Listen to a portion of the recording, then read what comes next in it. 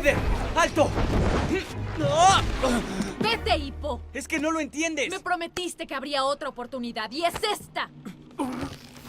Escucha, me dijiste que tu padre te dio esto. Así es, pero ¿qué estás haciendo? Este es el sello de jefe de mi padre.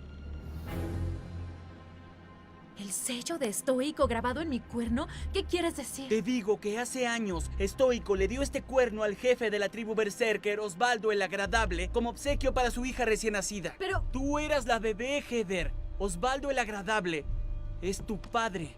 Y también es padre de Dagur. No. Heather, Dagur es tu hermano. No puedes matarlo. Astrid, Yo...